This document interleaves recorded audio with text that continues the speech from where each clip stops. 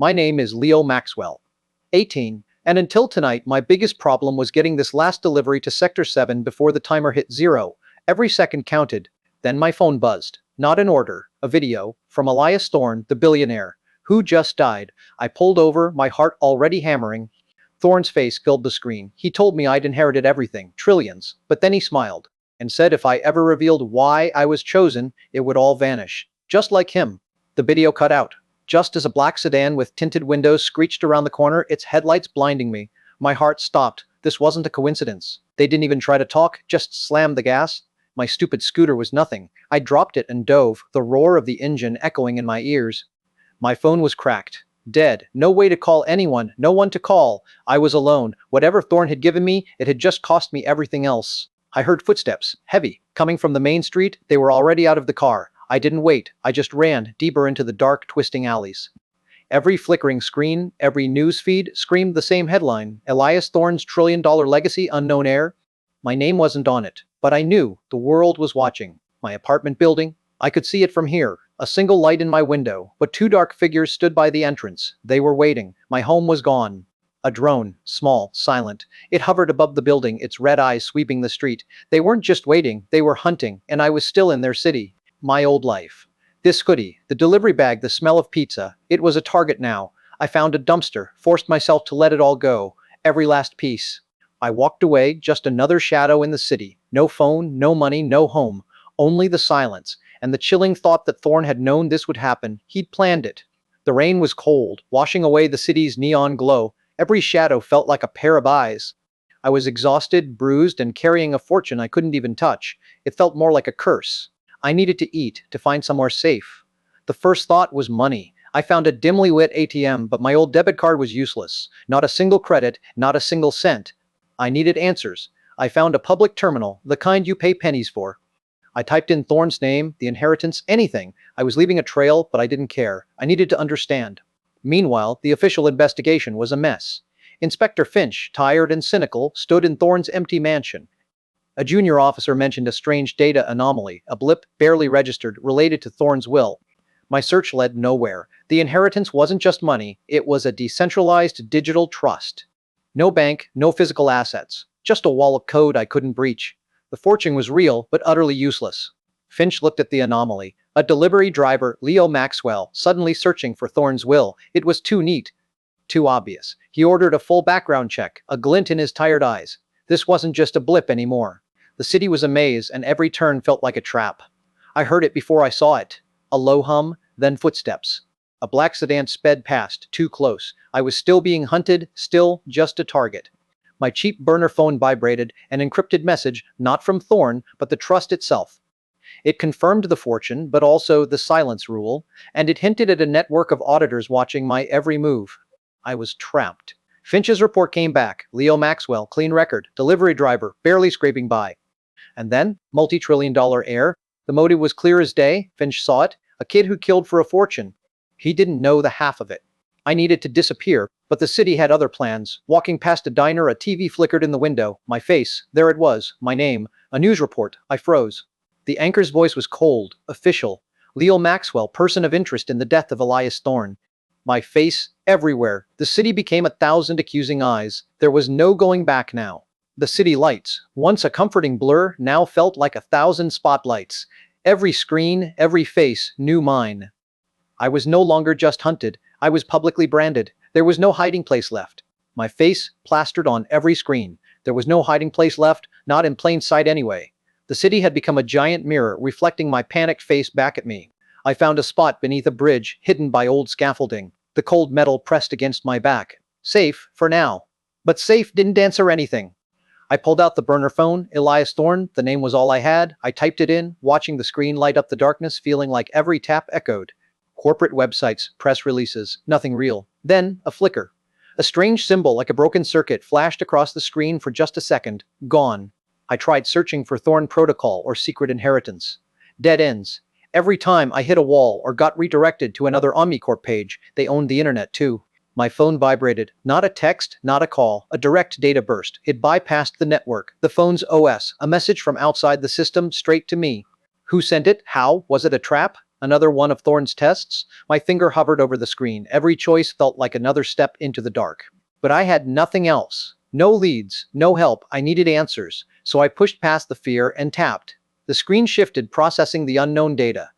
The decryption finished. Not a message, not a file, just a single, fragmented image. Scrambled data, like a puzzle piece from a picture I hadn't seen yet. But then, a detail, barely there, a small, almost invisible signature woven into the data, a unique digital fingerprint. Someone had built this, carefully.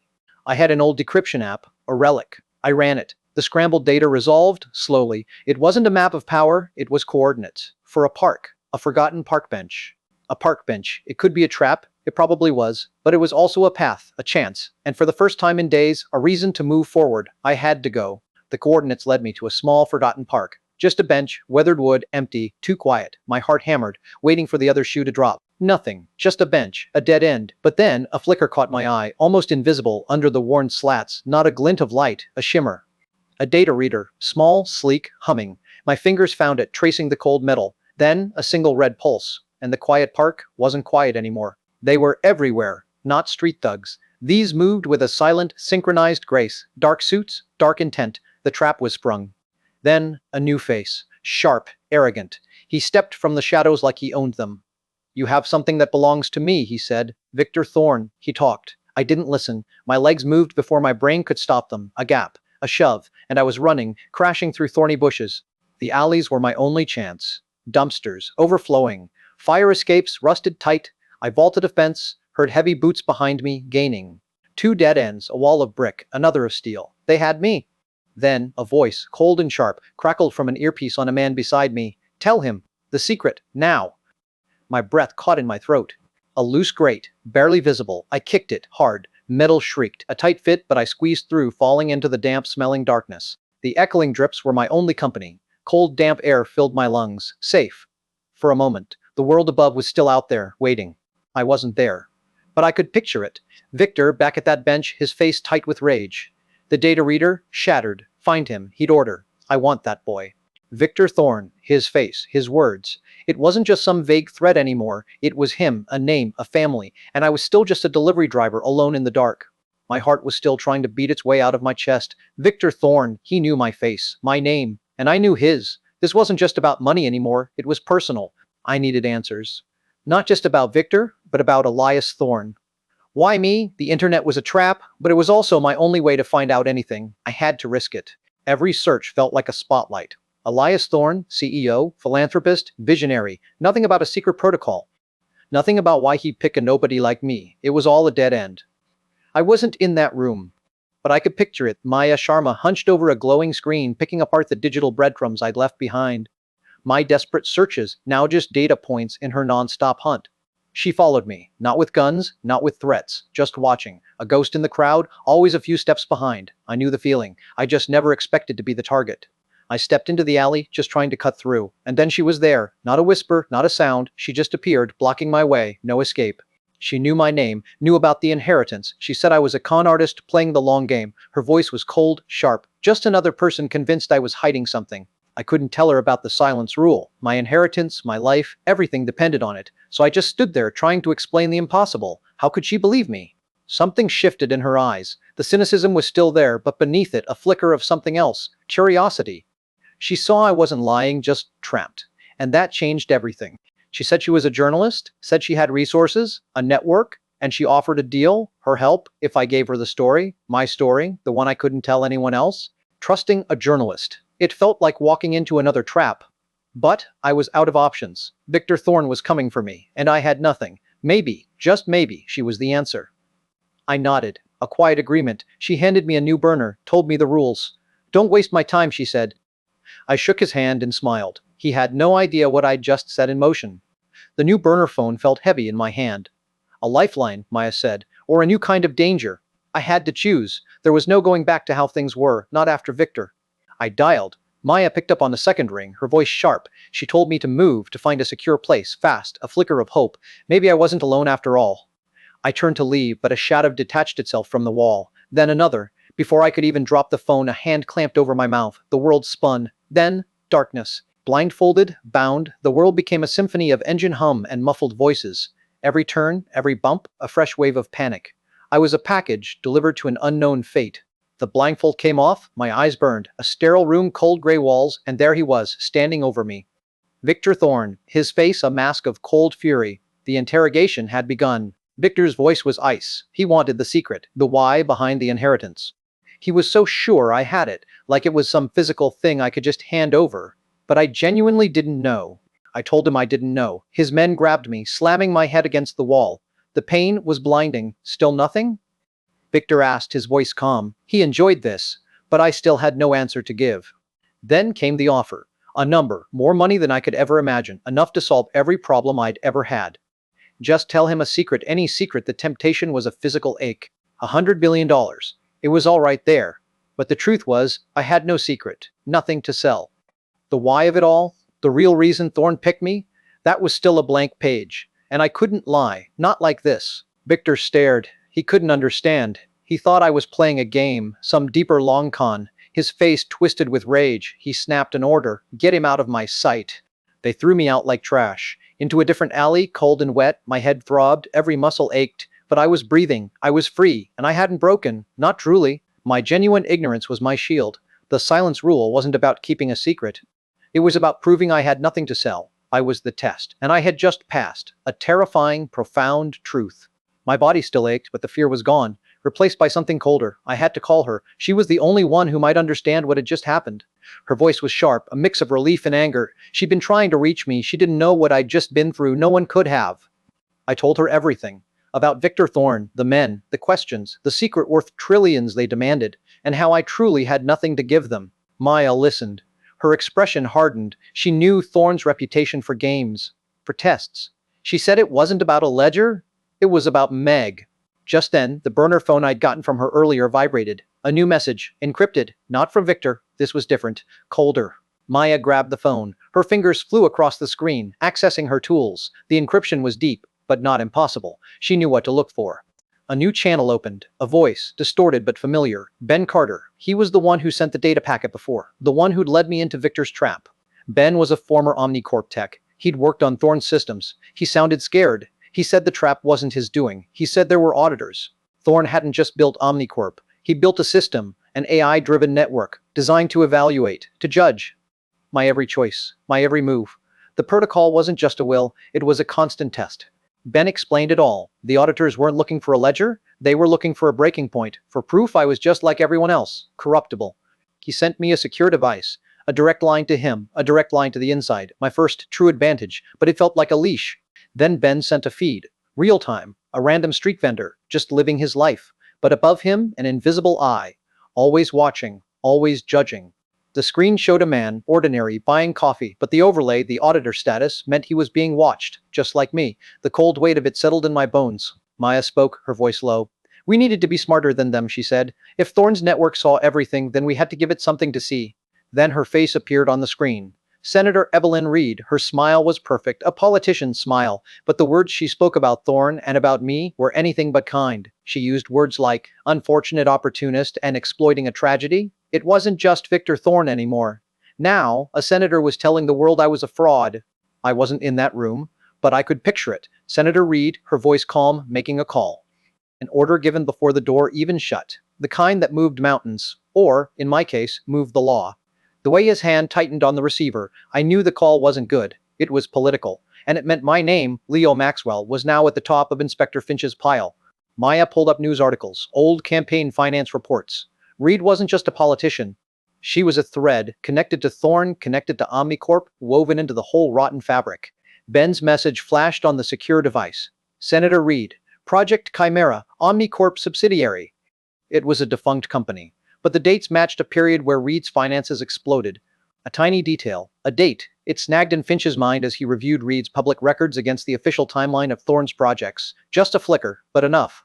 Politicians, assassins, surveillance, the world was trying to break me. But I wasn't the kind of person who gave up, not after everything, not for Thorne, not for anyone. Maya saw it too, the shift in me. We were in this together, she said, against all of them. And for the first time, it felt like a fight I could actually win. Finch was alone. He clicked the link. The name on the file was Project Chimera, and below it, a single date. The date Senator Reed said she was out of the country. The date on Project Chimera didn't match, not even close. It was a cold, hard fact that chipped away at the senator's polished lies. I felt a knot tighten in my stomach. My secure phone buzzed. Ben, he sounded different this time, his voice tight. New data feed from Thorne's network. Something moved at Sector 7, something big. Maya looked at the coordinates Ben sent. Sector 7? That's the old Omnicore research annex, abandoned for years. It meant something, but I couldn't grasp it yet. The facility was a ghost. Broken windows, cold air. But the security on the main door? It looked recently bypassed. Someone else was already here, searching for what Thorne hid. Inside, the silence hummed. Then I saw it, a faint impression in the dust, a boot print, too precise, too clean for this place. A professional, we weren't alone. A glint of movement in the shadows. He was fast, silent, too silent. I pulled Maya back, just as a flash of dark fabric disappeared around a corner. He was hunting. He emerged from the shadows. Silas Vance. His eyes were cold, assessing. You're in the wrong place. His voice was flat. He wasn't asking us to leave. He was telling us. He moved, fast as a blur. But I saw it, a flicker of light from a console Ben had marked, a hidden compartment. I lunged, snatching the small drive just as Silas's hand grazed my shoulder. We ran. Every shadow seemed to move, but Silas was focused on the drive I'd snatched. We burst out into the night, gasping. He wouldn't follow us into the open. Silas watched us go. He didn't curse or yell, just a slow, calculating turn back to the console, confirming what I'd taken. He'd find us again. I knew it. Back in the hideout, Maya worked on the drive. It was heavily encrypted, fragmented. But what we saw, it wasn't a ledger.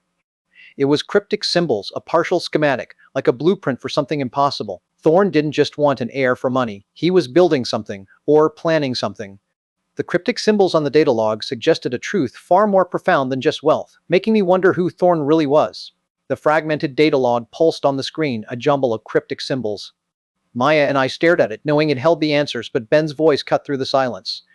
It wasn't going to be easy. Ben, from his hidden lab, told us he was in. The screen flickered, then lines of code dissolved into something new. A small victory, maybe, but I knew the real fight was just beginning. The screen cleared, revealing Elias Thorne. His voice, calm and unsettling, filled the room. He spoke of the vast machine of corruption he'd helped build, and the deep sickness he felt inside. Thorne's voice continued, outlining a 40-year plan. He spoke of watching, of observing countless lives, searching for something specific. A quality so rare, he called it incorruptible. I felt a chill. Then, the video shifted. A grainy, old surveillance feed. A small boy, maybe 10, picking up a dropped wallet on a busy street. He looked around, then chased after the stranger. It was me. Thorne's voice returned, calm. He explained he'd found me in thousands of similar moments. My incorruptibility, he said, was not a secret to be discovered, but a quality to be tested. My whole life. The fortune, he explained, wasn't a reward. It was bait. A magnifying glass. The entire inheritance protocol was a weapon designed to expose the true nature of power. And I was the trigger. Maya placed a hand on my shoulder. She understood. The silence in the room was heavy, filled with the weight of Thorne's words. This wasn't just about money or survival anymore. It was about everything. I looked at the screen again, at Thorne's face. He'd chosen me. Not because I was smart or strong, but because I was me. The weight of his purpose settled over me. It was terrifying and undeniable. Then, Ben's voice cut in, urgent. He had new alerts. Victor Thorne's private security was mobilizing.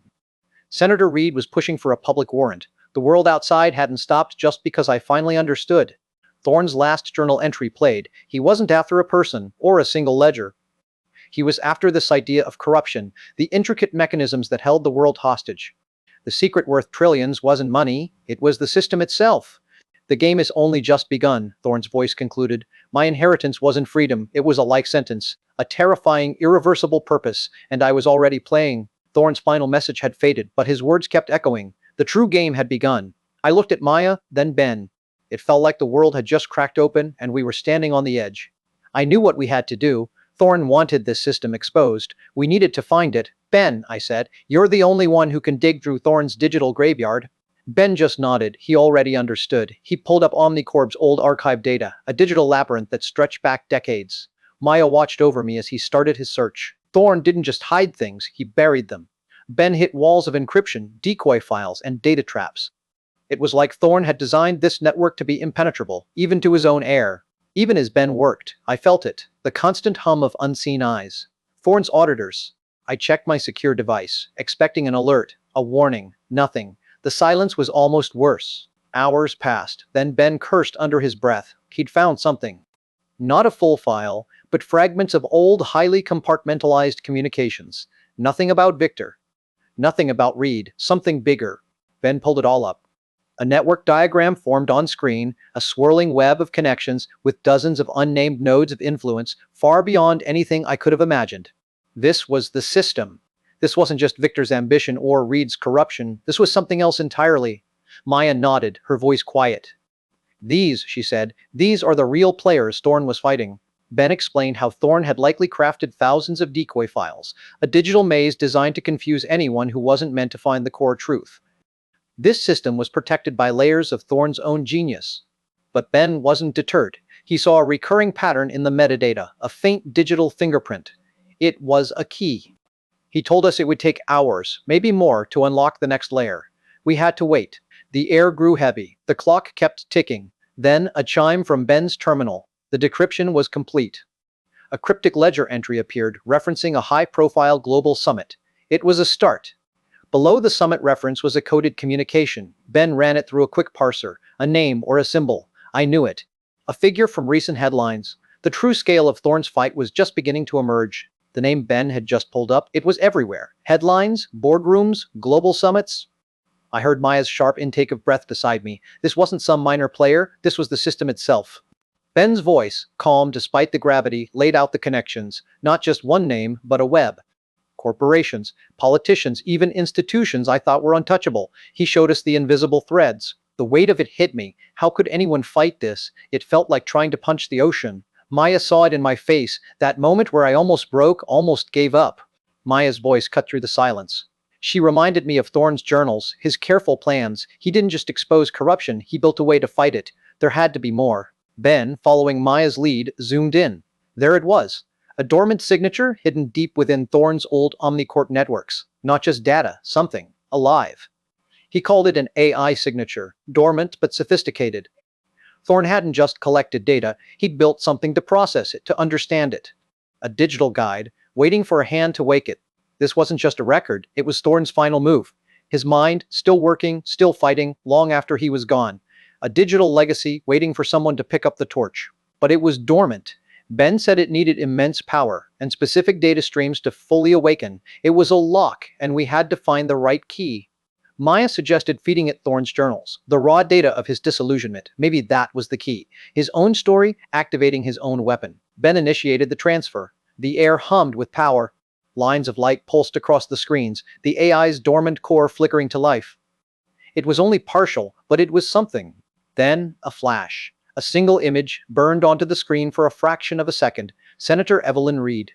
But not as I knew her. There was a symbol, an emblem, behind her, something evil. Then, it was gone. The screen went dark, replaced by a single, cryptic demand for more power, more data. Evelyn Reed wasn't just a politician. She was part of something much worse. And Thorne's digital ally was waiting. The AI's brief flash of Senator Reed linked to something darker burned in my mind.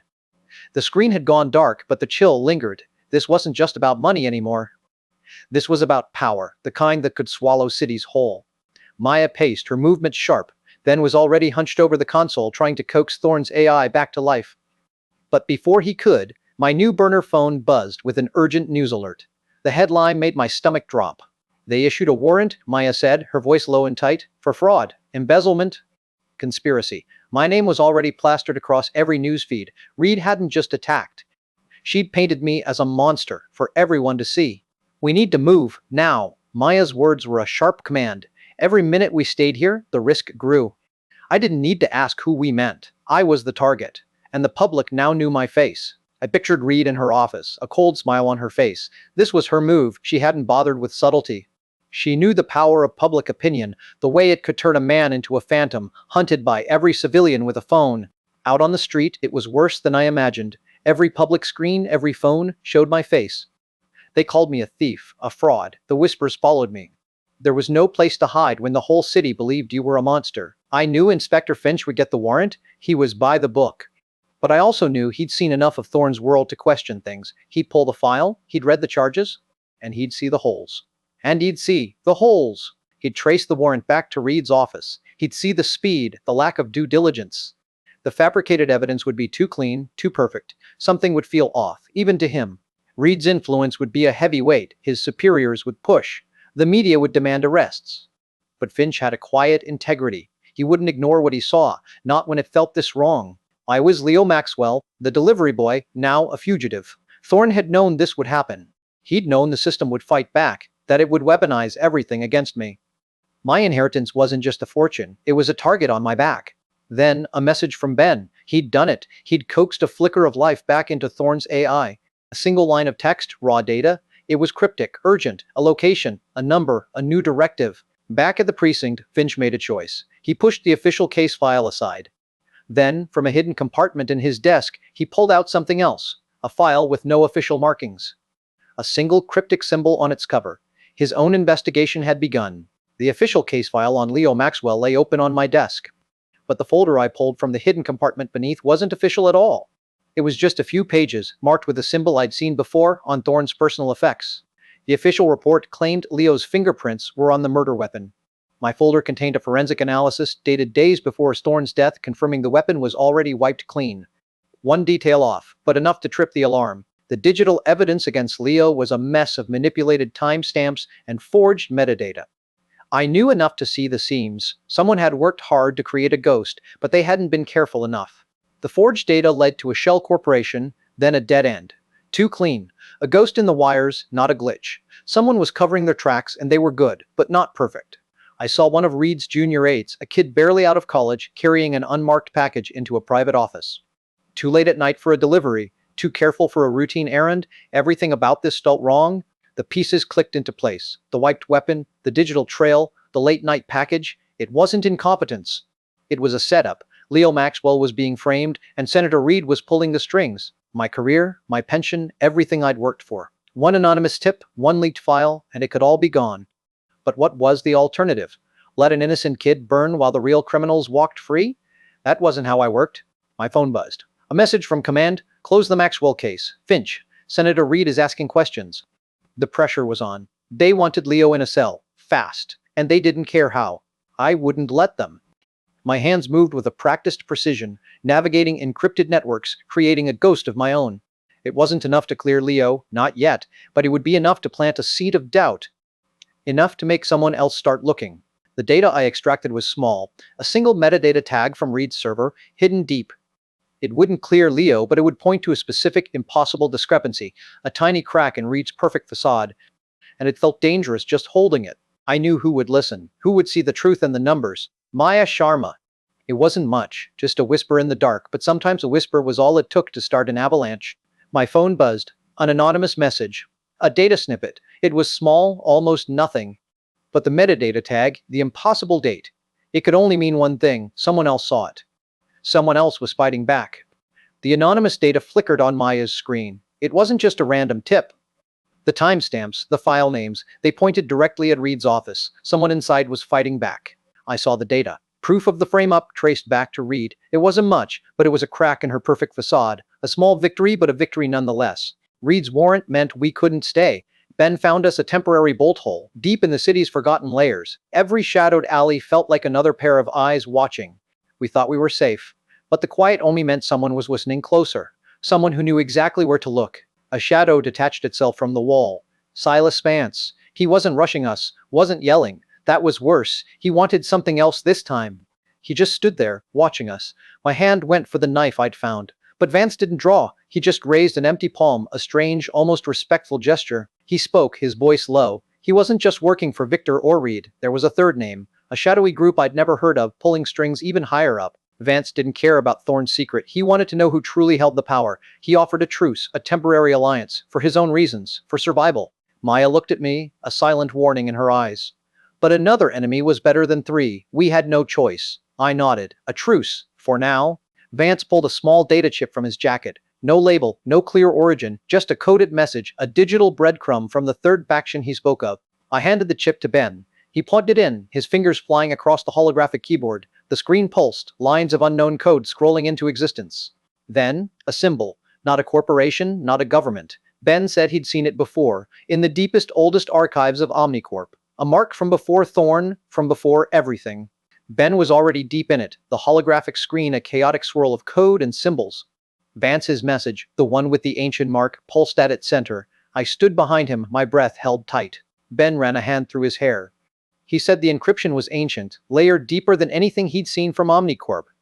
It was like trying to crack a vault designed before numbers even existed. I asked him about Thorne's AI. It had cracked things before, things even Ben couldn't. Maybe it knew a back door, something Thorne himself had left, a key to its own creator's past. Ben just stared for a second, then nodded. He started typing, a furious blur of motion. The AI's subtle hum, a sound I knew now, grew louder, a quiet sigh of recognition as it linked to the ancient code. The abstract data on the screen began to coalesce. The chaotic lines snapped into order, revealing symbols. Then, the ancient mark from Vance's message, sharp and clear, appeared at the center, glowing with a cold, pale light. Ben pointed at it. He said it was a sigil, a family crest. Not just old money, he explained, but ancient money. Families who owned the world before Omnicorp was even a whisper, before Thorne was born. The AI began to project images, fragmented and unsettling. Old black and white photos, faded documents, whispers of names I didn't know, all connected by that same ancient sigil. A vast network, hidden in plain sight. Then, a familiar face appeared among the shadowy figures. Thorne, younger, colder. The AI displayed a single word beneath his image, founder. Elias Thorne had not just fought this system, he had helped build it. It was the Council of Elders. Names, faces, connections, all laid bare. A global web of power, controlling everything from currency to conflict. The true system of corruption Thorne had talked about, and he was once at its heart. My gaze found Maya's, then Ben's. There was no turning away from this. Thorne had given me the truth, the true enemy. My hands were shaking, but a cold clarity settled in. This was it. This was the fight. I pictured Victor Thorne, somewhere in his gleaming tower. He must have been tracking the surge in data, the sudden activity from our location. He wouldn't know what we'd found, but he'd know we found something. He watched the anomaly on his screen, a sudden spike in activity from Leo's last known location. He didn't understand the protocol or Thorne's true game, he only saw Leo and a chance. He slammed his hand down, barking an order. Intercept, now. The chill wasn't just the evening air, it was a tightening in my gut, a prickling on my skin. I saw the first black sedan, then the second. They weren't just passing by. Maya saw it too, her hand clamped onto my arm, tight. Then I heard it, a voice amplified, cutting through the crowd. Victor, he wasn't even trying to hide it. He yelled my name, the sound distorted by the plaza's acoustics. The asset, Leo, where is it? He still thought it was something I could just hand over. He still didn't understand. His men moved in, but the crowd was still thick. A delivery drone zipped past, low. An idea hit me. I pushed Maya hard, towards the nearest alleyway. She didn't hesitate. She knew. As I turned to follow, she threw a trash bin into the path of the nearest guard. A split-second diversion, but enough. We burst into the alley, footsteps pounded behind us. A bullet pinged off the brick wall just above my head. Victor's men weren't holding back for a crowd. He was screaming now, his voice raw with fury. I heard it echo down the alley. Don't let them get away. I don't care who gets hurt. He was losing it, completely. We kept running, through narrow passages past overflowing dumpsters. Every shadow felt like a threat. The neon glow of the city felt less like life, more like a cage. Finally, a breath. We ducked into a derelict loading dock, hidden by stacks of empty crates. The silence was almost louder than the chase. For a moment, we were safe. Maya spoke first. Everyone saw that, Leo. She was right. The whole city knew my face now. Victor didn't care about discretion. He just wanted to win. Through the chaos, as the bullets flew and the crowd screamed, I heard him. Victor. His voice, raw and desperate. Thorne's real legacy, he yelled. It's buried deeper than anyone knows. The Council of Elders. I thought that was the bottom. But Victor's words, a deeper legacy. Thorne had built something more complex, more dangerous, than I could have imagined. I was still just scratching the surface. Victor's words, about Thorne's real legacy being buried deeper, kept playing in my head. The Council was just one layer. I needed to understand what was below it. All of it. I called Ben and Maya. Ben was hitting a wall, connecting Thorne's fragmented data with the Council. But my question, about Thorne's deeper legacy, got his attention. Ben fed my question to the AI. A new data stream immediately pulsed to life, connecting Thorne's journals with the Council files, and then, a faint, unsettling image. It needed me. The AI asked me for an input. I thought about Victor's desperate rage, the Council's unseen grip. I fed it my own fragmented understanding, my gut telling me where the pieces fit. The AI responded. The holographic display shifted, showing not just names but lines of influence. A web of control, threads extending into every sector, every government, every bank. This was the system. The trillions wasn't money in a vault. It was the F value of this control.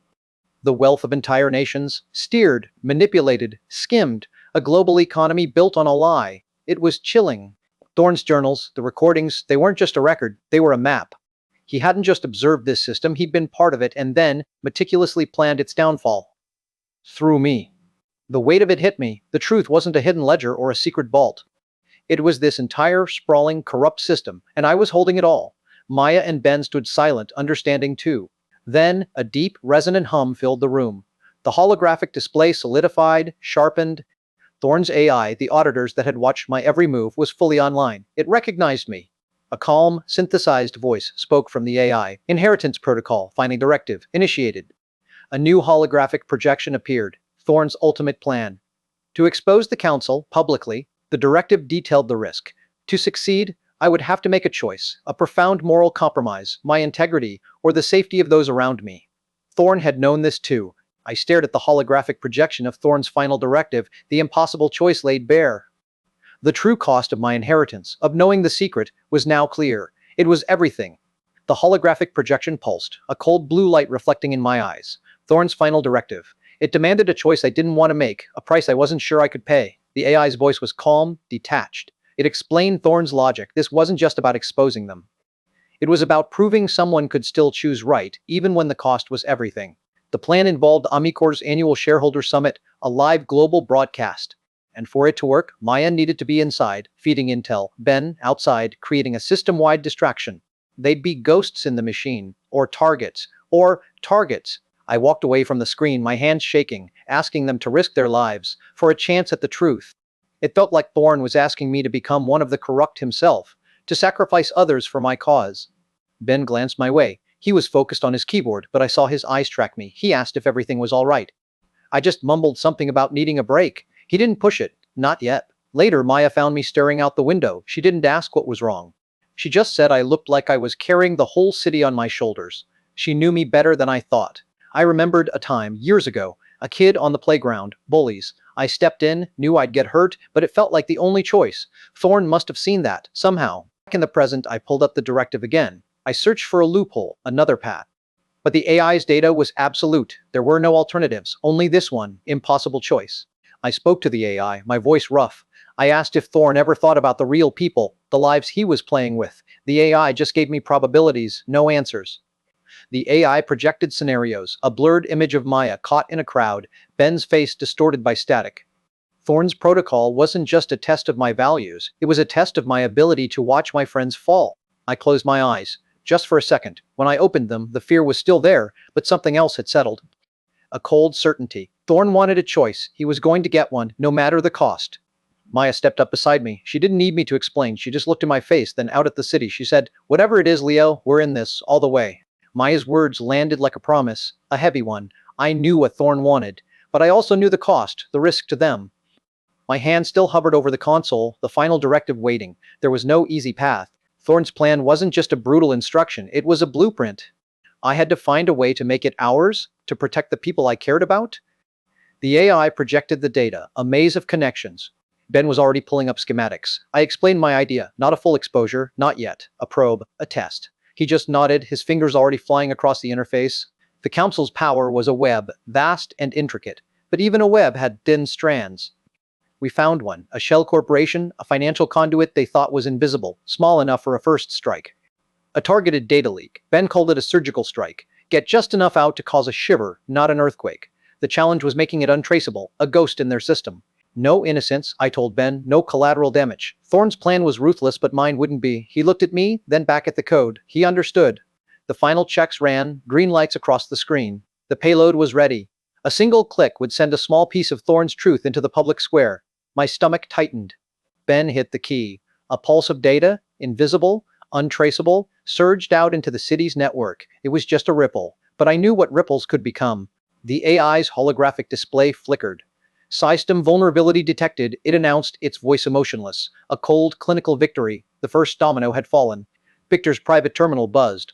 An unscheduled alert marked HH priority. His face, usually a mask of control, tightened.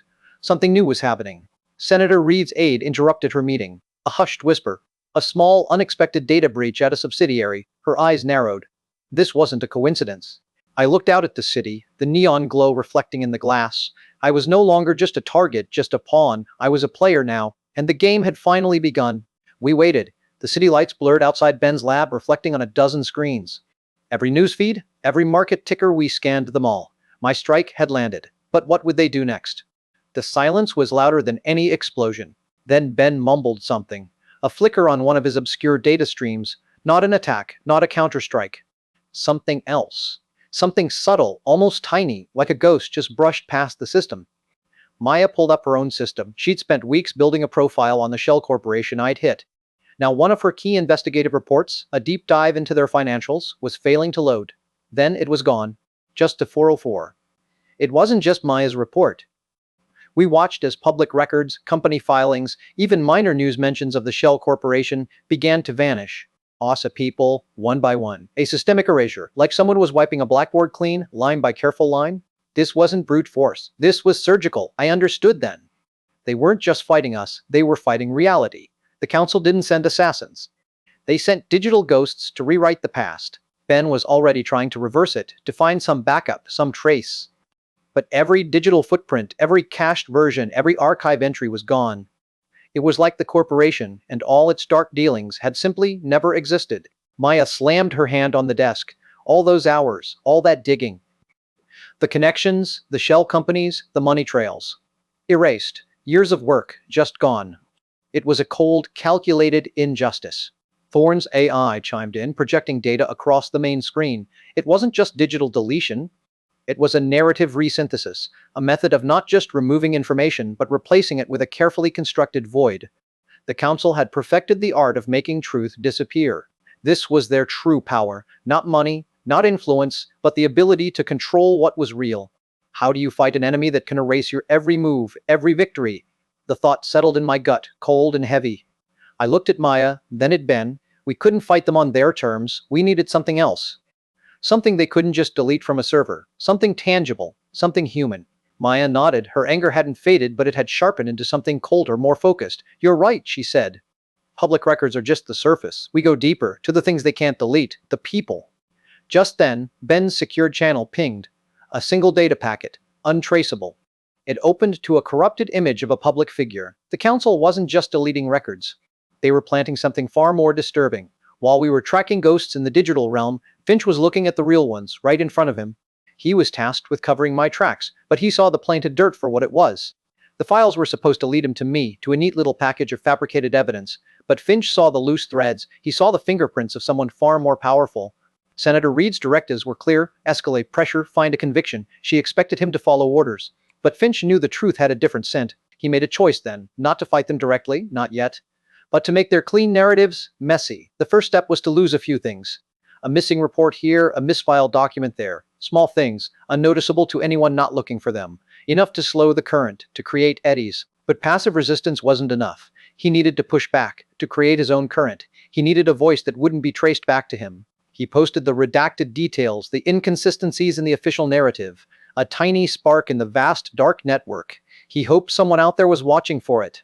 Meanwhile, Senator Reed believed her campaign was working. She thought she was tightening the net around me. She had no idea Finch was already cutting holes in it.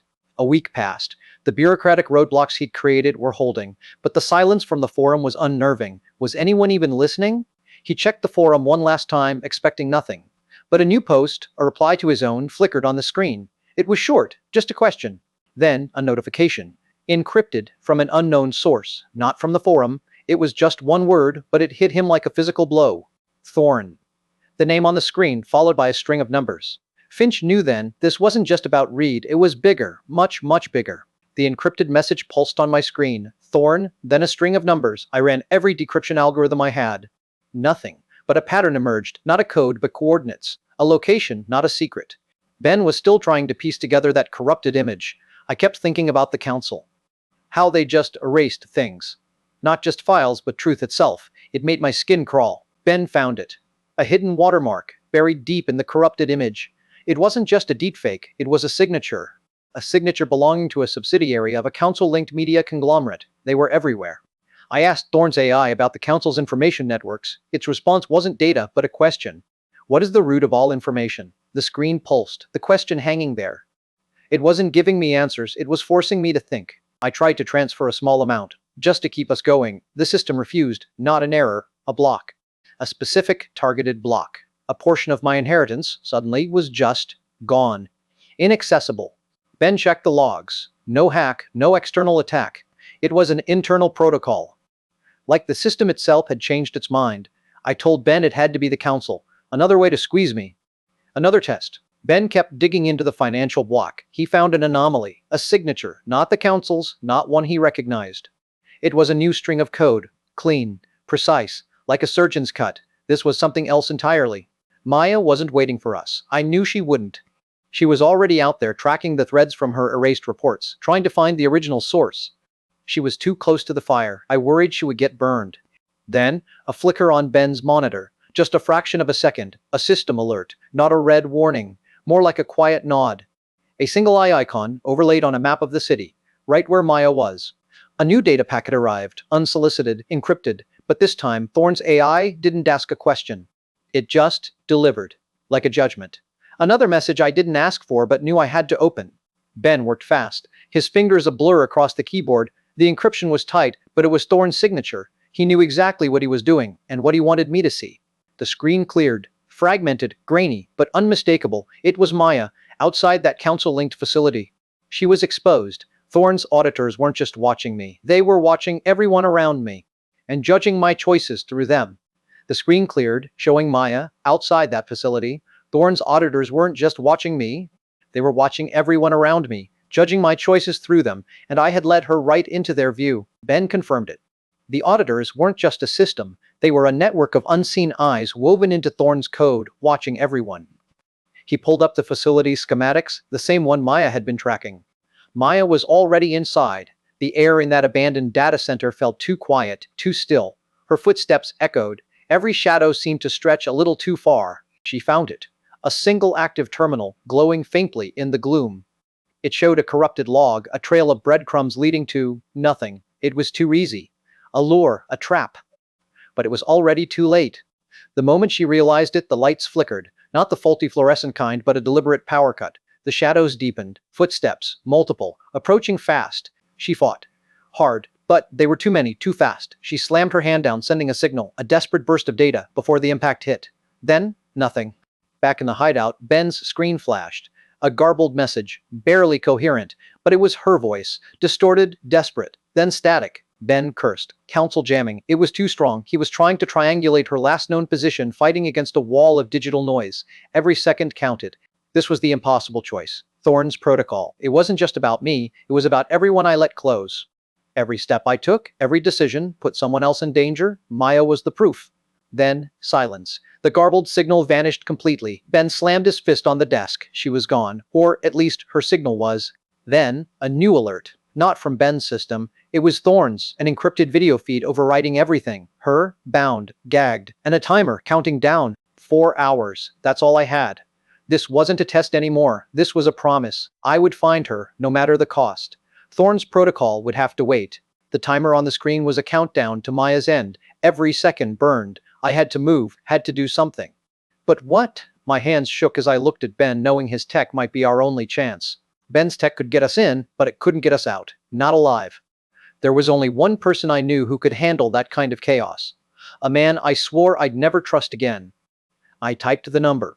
Silas Vance's voice was flat, emotionless. He wanted intel on the council, their security, their weaknesses, a price for Maya's life. I hated it, but I said yes. Ben worked with a furious intensity I hadn't seen before. Lines of code blurred across his screens. He was building a ghost, a legion of false signals designed to blind the council. It felt like watching a digital war begin. The council's data center was a fortress. Concrete, steel, and cameras. Vance moved like a shadow, checking every angle. I followed, my breath held tight, knowing any mistake would mean more than just capture. A security camera swiveled, but Vance was faster. A quick snap, a muted thud. He didn't hesitate, didn't even flinch. I watched him work, a cold pit in my stomach, understanding the cost of this alliance. Then, Ben's signal. The council systems exploded into chaos. False alarms, phantom breaches, ghosts in the machine. Screens flickered red and guards ran in circles. He'd bought us time. Just like we planned. We found her in a server room, bound and gagged. Council operatives moved in, fast. Vance drew his blade. The sounds of combat echoed, sharp and brutal. Maya's eyes met mine through the struggle, fear and relief warring. We ran. Vance cleared our path with ruthless precision. Every step was a gamble, every corner a new threat. We left broken equipment, unconscious guards, a trail. I knew they wouldn't let this go. We burst out into the night, gasping for air. Maya was free. We were alive. The adrenaline slowly faded, leaving behind the cold reality of what we'd done and what we'd become to do it. Back inside, Council security found the breach, the damage, the bodies. They knew someone had hit them directly. And the unique brutal efficiency pointed to Vance. It was a signature they wouldn't soon forget. We were safe, for now. Maya was still shaken, but her eyes held a new fire. She said she heard something while they held her. A name that Thorne had written about in his journals. A central figure. Maya was still shaking, her voice a raw whisper. But the name she spoke cut through the fear, landing in the quiet room like a stone. It was a name I knew. A name I'd seen in Thorne's journals. The name was him. A public figure, revered beyond suspicion. Ben, already typing, found his profile. Clean. Too clean. It was a mask, I realized. Thorne had seen through it. A sudden shift in the air. A sound that wasn't there a moment ago. We froze. A figure emerged from the deeper shadows of the room as if it had simply waited for us to finish. It was Vance. He moved like a ghost, silent as ever. My hand instinctively went for the secure device in my pocket. You just disappeared, I told him, after everything. Vance just watched me. I wasn't hired to kill you, Maxwell, he finally said. Not by them. I was hired to observe. He paused. By someone else. Someone inside the council itself. He needed leverage. Against the council. He wanted out, but he knew too much. I'll give you intel. Protection. You give me what I need to disappear, he said. Information that exposes the real's power. Maya was right to be wary. Vance was a snake. But we needed an insider. Someone who knew their movements, their weaknesses. What did we risk? Ben asked, his voice low. Everything, I thought. But we might gain more. Vance watched us, then sighed. Thorne and I, we had a history. He looked away, out the grimy window. A long time ago, the council took something from me. Something important. Thorne tried to help. His story, whatever it was, made him human. And dangerous. All right, I said. The word felt heavy, like a new chain. We help each other. But I don't compromise who I am. Understand? Vance didn't waste time. The council is tightening its grip, he said. They know you hit the data center. Expect increased patrols, digital sweeps, and a new face. A cleaner. Then, Vance pulled something from his jacket. A data stick. Plain, unassuming. Thorne left contingencies for everything, he said, his voice quiet. A dead man's switch, fragmented. But it's a start. He handed it to me. It felt cold in my palm. Be careful, Maxwell, Vance warned. This isn't just information. It's a bomb, and it could take us all down if it goes off wrong. The data stick pulsed with a faint, unsettling glow on the table. Vance had called it a dead man's switch. Ben was already hunched over his laptop, connecting it, trying to coax Thorne's final secrets into the light. I needed to get us food, supplies, basic things. But my banking app just showed a zero balance, not just this account. Every account. Thorne's billions were still there, somewhere, but I couldn't access a single dollar. Ben didn't even look up from the stick. He just spoke, his voice low. He said the freeze wasn't random, that it was a coordinated financial lockdown. They weren't just angry. They were moving. Then Maya's phone buzzed. A notification. It was a news aggregator flashing headlines that branded her a discredited conspiracy theorist, claiming her reporting was reckless and unsubstantiated. They were attacking her where it hurt most. Vance moved from the wall, his eyes scanning the room as if he could see the invisible threads pulling us apart. He said this was more than anger. He said it was systemic retribution. They were hitting every weakness at once. Ben's voice broke through. He was seeing active probes, zero-day exploits hitting his network. They weren't just freezing my money or attacking Maya. They were coming for our only secure line to the outside and to Thorne's stick. A few hours later, Maya showed me an article. A former colleague of hers, a respected editor, had been resigned over ethical concerns. It was a message. Anyone who touched her story, or me, was next. I tried to call an old contact, someone I thought was outside all this. But the line was dead, not just busy, but dead. Like the number never existed. They were cutting off every path, every connection. Back at the workstation, Ben was a whirlwind of motion, but it was desperate. He was building firewalls only to see them crumble. He said they weren't just attacking. They were probing for a full system compromise. The safe house, which had felt like a refuge, now felt like a cage. Every ping from Ben's screens, every flicker of Maya's news feeds, every silent glance from Vance, it all screamed the same thing. We were surrounded. Then, one by one, Ben's screens went dark. Not a graceful shutdown. A hard cut. The data stick's faint glow was the only light left on his desk, his main system. It was gone. My burner phone vibrated once, a single text message. From Ben, his systems were gone, our last line of defense, and now, they knew everything. The screen went black. Ben's message, "They're here, they know everything," echoed in the silence. Maya stared at the dead phone, her face pale. I felt the floor drop out from under us. I wasn't there, but I could see it. The door to Ben's server room buckling inward, the heavy thud of tactical boots, the cold, precise movements of men who didn't knock. Ben was at his console, frantic, but I knew him. He wouldn't break. Not for them, he had one last play and he was going to make it count. He hit the key, not to save himself but to burn it all down, to deny them everything they came for. A scorched earth protocol, a final act of defiance. The network screamed, firewalls collapsed, data streams vanished into digital dust. I imagined the council operatives confused, their faces twisting as their prize evaporated. Even as the alarms blared, Ben had one last thing to do. One final piece of the puzzle, sent to me before the storm hit. A desperate, encrypted whisper in the digital chaos. They took him alive. That was the worst part. I pictured him, surrounded, his face defiant. They wouldn't kill him, not when he knew so much. They'd want answers. Our burner phone buzzed, a single data burst, fragmented, unstable. It could be anything. A trap. Or Ben's final gamble. I picked it up, my hand shaking. Maya worked fast, fingers flying across the cracked screen of her laptop. The data was corrupted, encrypted, almost unreadable. Every line was a struggle, a race against time. Then a section broke through, not a full message but a fragment, a file name, Dead Man Switch, and Thorne's personal encryption signature. Ben had sent us a piece of Thorne himself. A few more lines, fragmented, a warning, fail-safe activated, public archive, Rule 1. Ben had tried to tell us something critical, something about Thorne's ultimate contingency. Public archive, Rule 1, it hit me then. Thorne's personal digital archive, the one he built his entire public persona around. If that activated, the world would know, and I'd lose everything. Ben was gone. The fail-safe, a direct link to Thorne's public archive, hung over us like a guillotine. Every second felt heavier than the last. Maya just watched me, waiting. My burner phone buzzed. Vance, he didn't waste time. The council was escalating, he said. A public plays was coming. Something big. Reed was behind it. Across town, Senator Reed was already in motion. Her team moved like clockwork, every detail precise. This wasn't just a speech, this was an execution. The cameras flashed, the crowd hushed. She walked out, all confidence and polished lies. The world was about to hear her version of the truth. She started. My name, on her lips, twisted into something ugly. A foreign agent, destabilizing the global economy. The lies piled up, each one a hammer blow. The screen glowed, her voice filling the tiny room. Each word she spoke felt like a physical weight, pressing down. My world was shrinking piece by piece.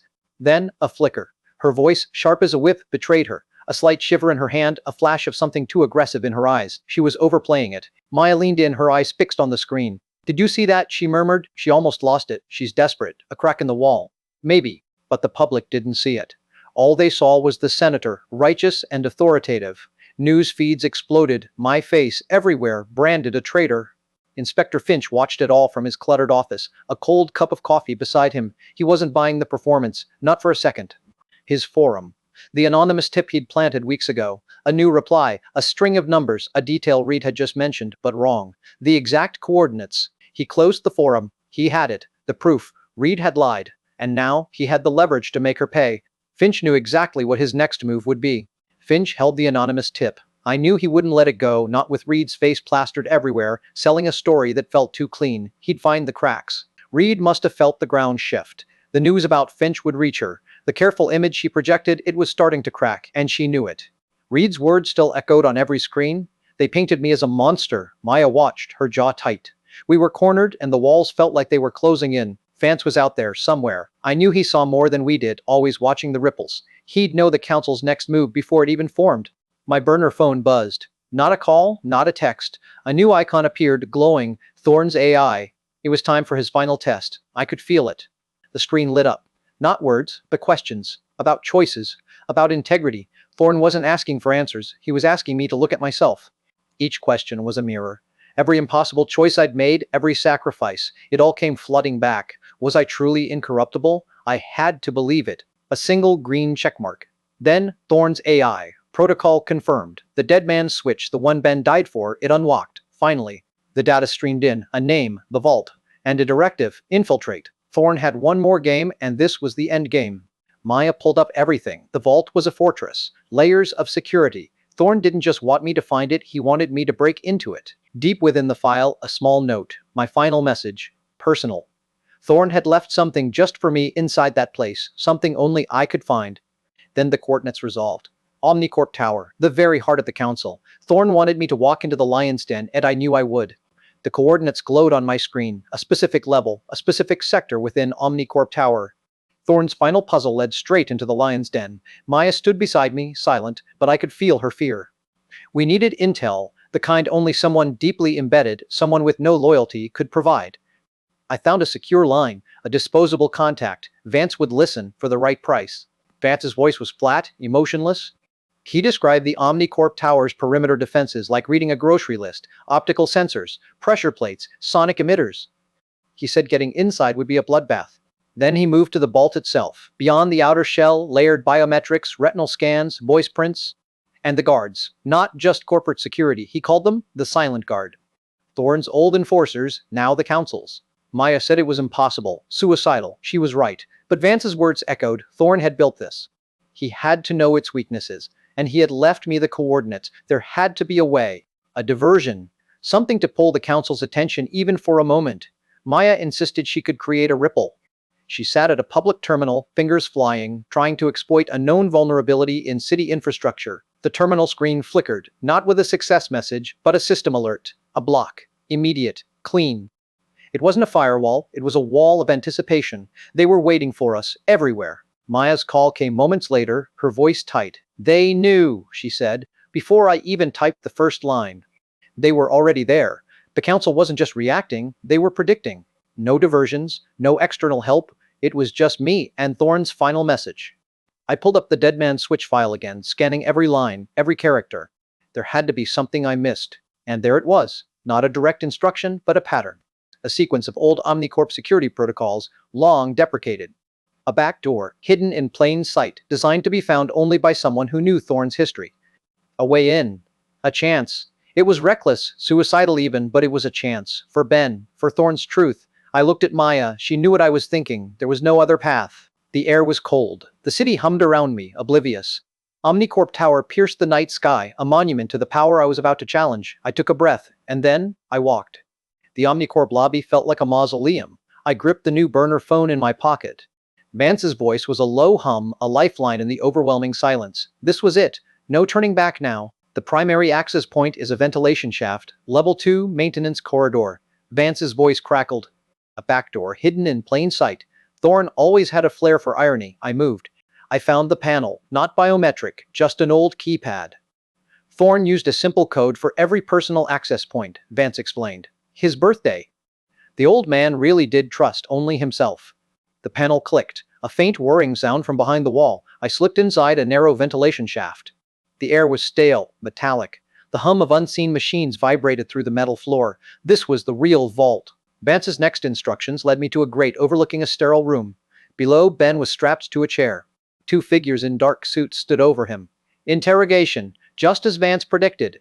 One of the men leaned in, whispering. Ben's head was down, but then he looked up. His eyes met mine for a fraction of a second. A flicker. He mouthed 2 words. Core. Omega.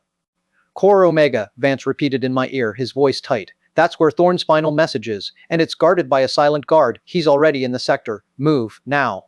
I dropped into a server room. The air was cold, filled with the drone of machines. Then I saw him. Tall. Immovable. A silent guard. His head snaps toward my entry point. KNEW. He moved with impossible speed. I scrambled behind a rack just as his fist tore through the space I'd occupied. Vance's voice was calm, a stark contrast to my racing pulse. Stay low, use the server racks as cover. He's fast, but he's linear. The silent guard was non-stop. He moved like a ghost, predicting my every turn, but Vance knew his patterns. He guided me through a maze of cold steel, a digital cat and mouse, inching closer to Core Omega. One last crawl through a tight access tunnel. I pushed through, tumbling onto a raised platform. Below, a single massive data core pulsed with light. Core Omega, I was here! Then the lights flickered. A deep, resonant clang echoed through the chamber. Vance's voice was urgent, locked down. He's here. The access tunnel behind me sealed shut. I was trapped. The emergency lock had sealed me inside, but it hadn't stopped him. I heard the enforcer's heavy boots on the metal, getting closer with every wasted second. My fingers flew, searching for Thorne's message. A blue light pulsed from the console. Thorne's face materialized, calm. He looked right at me, like he'd been waiting for this exact moment, his voice steady as ever.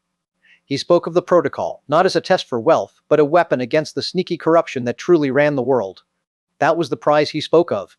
The truth itself, and my role in exposing it. Across the city, Maya was already live. Sure. Her voice was raw, accusing the council of their public lies, their asset freezes. She was fighting, but she needed more. She needed undeniable proof. Thorne's hologram gestured and data streams erupted, tracing lines of power. Reed, Victor. They were all threads in the same tangled web, their complicity laid bare. I started the download, every byte a weapon. The door buckled, then exploded inwards. The enforcer stood framed in the dust, a silent, deadly promise of what came next. He was here, and I was still downloading. Every hit rattled the console, the screen flickering. I needed seconds, just seconds, to send it all. He moved like a shadow, too fast, too precise. I dodged, but the download bar barely moved. Maya's feed flickered. She was running on fumes, on hope, on pure adrenaline. She needed something real, something undeniable, to cut through the council's web of lies. She looked desperate. My fingers flew, hitting the final key. The transmission initiated. A countdown started. 7 seconds. Too long. He was on me, a heavy shadow, but the data was moving. It had to. The bar hit 100%. SENT. A green confirmation flashed across the screen. It was out. Everything Thorne had built, everything I had risked, delivered. A desperate, impossible victory. Then his hand was on my throat, squeezing. The world went dark. I had done it, but at what cost? The data was free. I wasn't. Maya's screen erupted with raw data, names, numbers. The world was watching. And they were finally seeing the truth Thorne had wanted to show them. But what would they do with it? And where was I? The enforcer's grip was like iron, but the data hit the airwaves. Every screen in the vault flickered, then died. That was my chance. Vance was good to his word, even if he didn't care why. I didn't see the escape, just felt the sudden, blessed silence as the vault's alarms died. But I knew what was happening out there. Maya's broadcast. The world was finally seeing the truth. They cut her feed, of course, but it was too late. I pictured Senator Reed, her carefully crafted image shattering in real time. The consequences of her choices were finally here. Victor Thorne. He'd hunted me for months, convinced the inheritance was his by right. Now, everything he built, everything he believed, was crashing down. I could almost hear the sirens. Silas Vance. He'd helped me, in his own way, not for me, but for the chaos. He was a survivor, always. I knew he wouldn't stick around for the cleanup. Inspector Finch. He'd always believed in the truth, even when it was buried. Now, the proof was undeniable. He finally had the leverage he needed to act. I was out. But where to go? I had the entire inheritance, yet I was more alone than ever. The city felt different now, every shadow a reminder of what Thorne had shown me. The inheritance was mine, trillions, but it was no victory. It was a mirror reflecting all the darkness Thorne had seen, all the compromises. This wasn't a reward, it was a burden. Then a single cold message. It cut through everything, a reminder that Thorne's game was far from over. I wasn't free, not yet, maybe never. Thorne hadn't just chosen me to expose them, he chose me to fight them. My incorruptibility wasn't a passive trait, it was a weapon. I understood now, this was my purpose. They thought they'd lost, but systems adapt. Corruption finds new ways. From the shadows, I watched them rebuild, smaller, quieter, but no less dangerous. Thorne's work was never done. The fight had just begun, and I was ready.